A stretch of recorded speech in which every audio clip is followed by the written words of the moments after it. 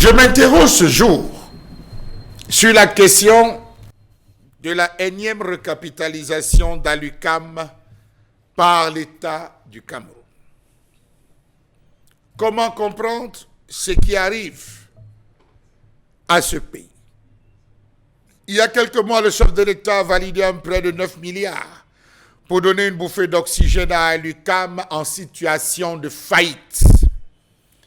En négociation entre l'État du Cameroun et la Société internationale islamique de développement depuis 2021,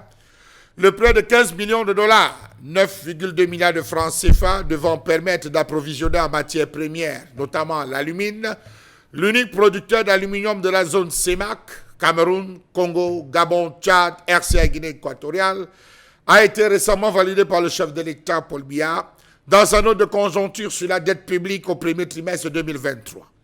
La Caisse autonome d'amortissement, CAA, le gestionnaire de la dette publique du Cameroun, a révélé que le président de la République a signé depuis le 8 février 2023 le décret habilitant le ministre de l'économie à contracter ce prêt pour le compte de l'État du Cameroun, unique actionnaire d'Alucam.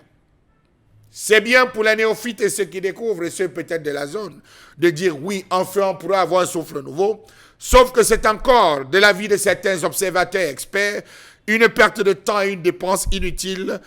pour les experts de la question qui estiment que le Cameroun devrait gagner à ne plus s'investir dans les choses qui ne marchent plus ou des choses qui ont déjà démontré leurs limites après plusieurs recapitalisations. Comment comprendre ces décisions du chef de l'État lorsqu'on sait que cette entreprise est en difficulté depuis 2014 et que tout ce qui avait été émis comme réserve, observation pour l'amener à bien n'a jamais porté les fruits. Malgré les multiples perfusions à elle allouées par le gouvernement camerounais, on navigue à vue.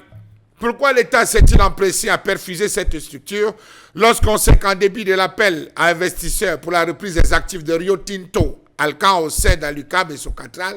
actifs officiellement transférés à l'État du Cameroun au courant de l'année 2015, aucun partenaire stratégique n'a semblé être intéressé par le mastodonte de l'aluminium au Cameroun, déjà confronté à la baisse des cours mondiaux.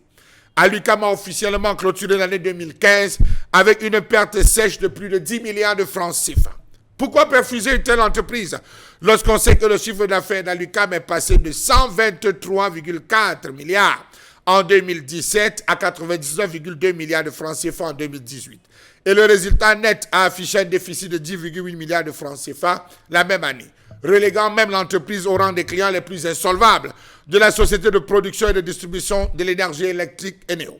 Alucam devrait encore une vingtaine de milliards de francs CFA à l'entreprise distributrice de l'énergie électrique, malgré la reprise par l'État d'une dette d'environ 34 milliards de francs CFA. Selon la Commission technique de réhabilitation des entreprises publiques et parapubliques, ces fonds sont depuis 2020 inférieurs à la moitié de son capital social, chiffré à plus de 21 milliards de francs CFA. Aussi dit, pourquoi ne pas, tout compte fait, récupérer cet argent et donner un souffle nouveau à ces entreprises, ces autres entreprises qui, elles, s'essayent, qu'elles réussissent ou ont réussi à pouvoir pénétrer ce marché et faire un travail de qualité. Pourquoi déshabiller Paul et habiller constamment